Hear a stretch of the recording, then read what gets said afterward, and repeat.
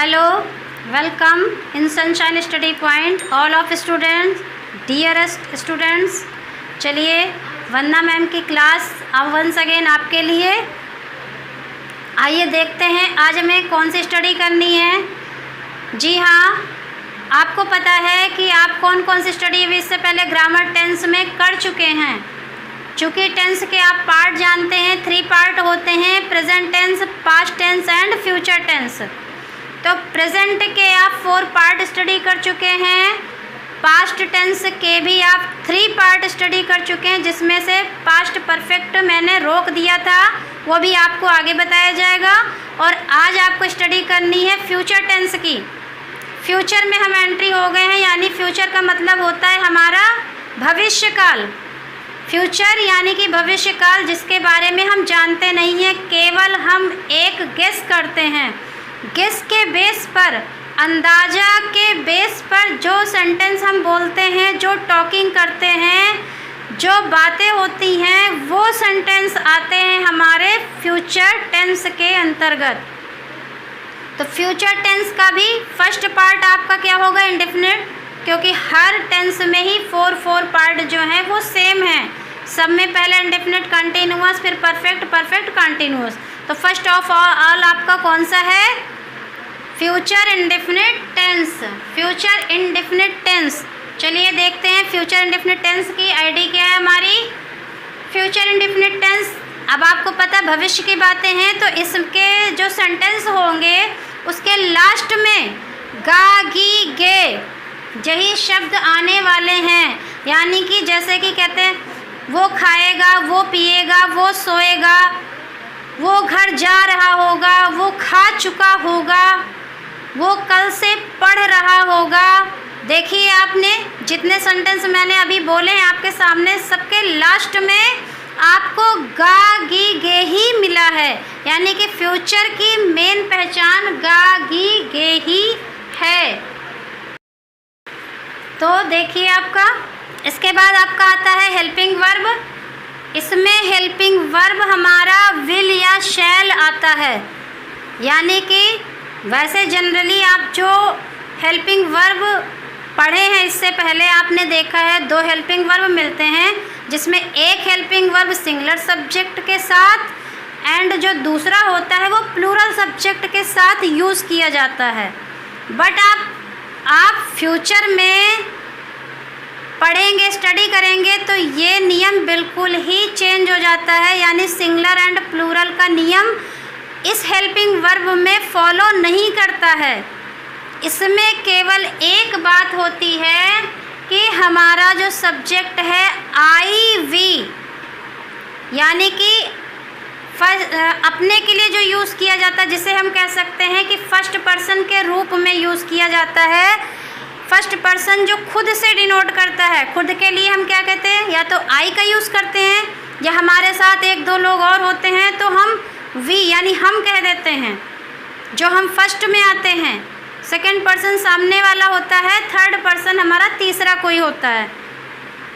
तो आई वी जो हमारे सब्जेक्ट हैं वो अलग कर दिए जाते हैं। इसके अलावा जो भी बचते हैं, कुछ सिंगुलर के सब्जेक्ट ही, शी, इट, और कुछ प्लूरल के यू, दे, इनको मिला के अलग कर दिया जाता है, आई वी को अलग कर दिया जाता है।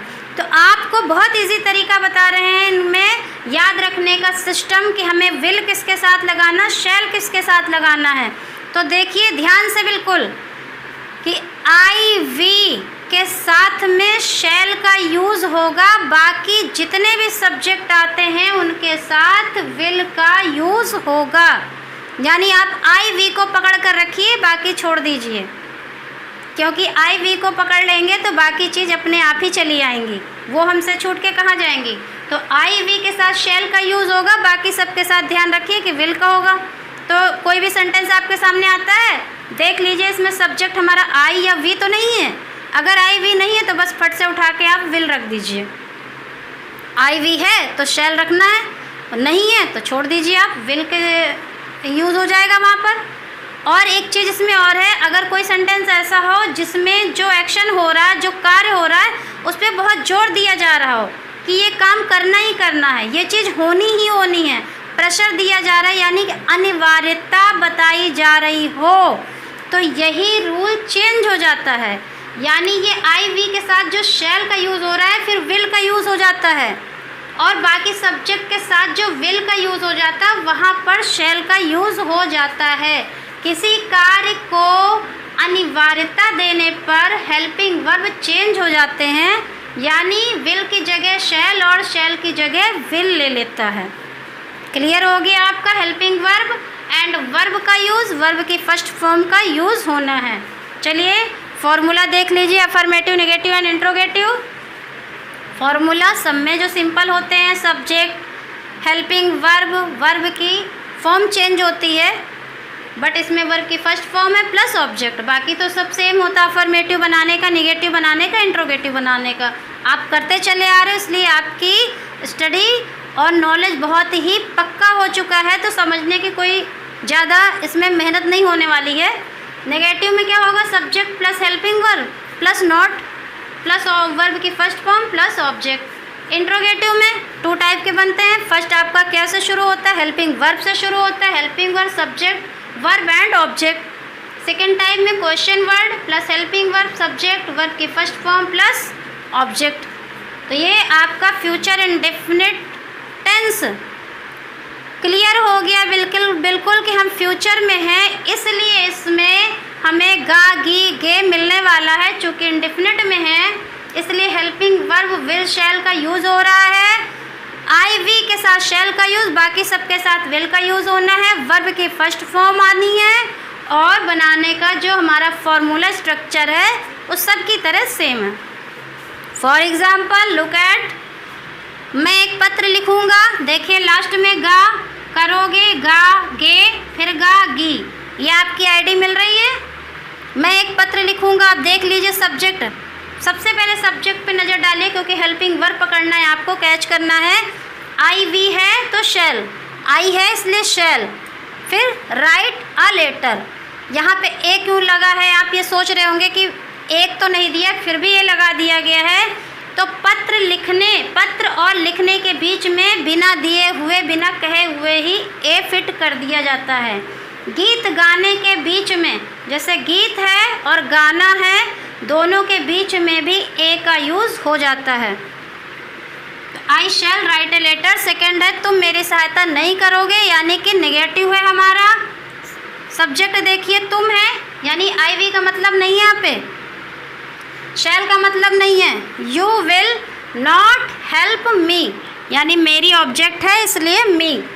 क्या वह अपने गांव जाएगा, देखिए सब्जेक्ट पे ही पहले कैच किया करिए, उससे आपको हेल्पिंग वर्ब लेना है, इसलिए अब यहाँ पर आई वी नहीं है, इसका मतलब शैल नहीं है, इसका मतलब विल है। Will he go to his village, अपने गांव, वह जो कि ही है, ही के साथ में अपने के लिए हिज का यूज होता है, इसलिए हिज विलेज।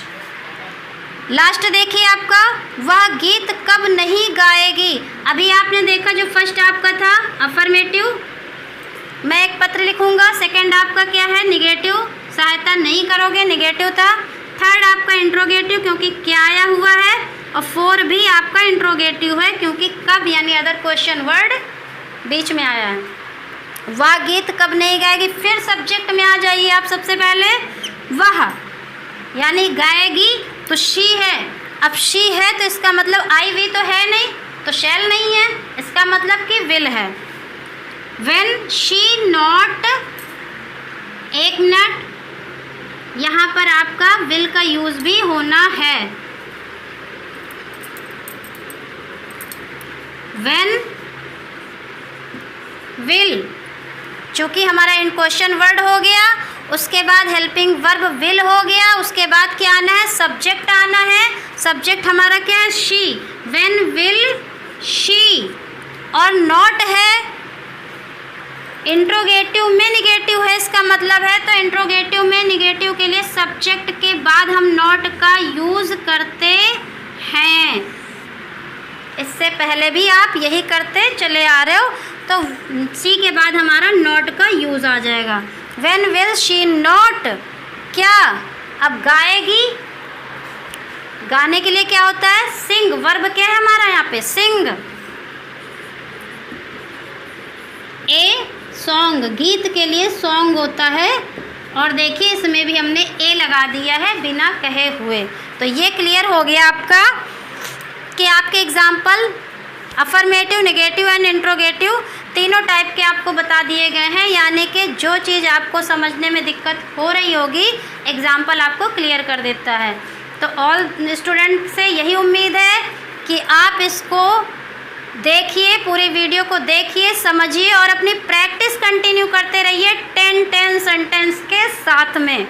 और अपने वर्ब भी इसी प्रैक्टिस में कंटिन्यू बना के रखिए। 5 वर्ब आपके सामने, receive, received, received, return, return, return, see, saw, seen, take, took, taken, walk, walked, walked. Receive प्राप्त करना, रिटर्न लौटाना, सी देखना, टेक लेना, वॉक घूमना।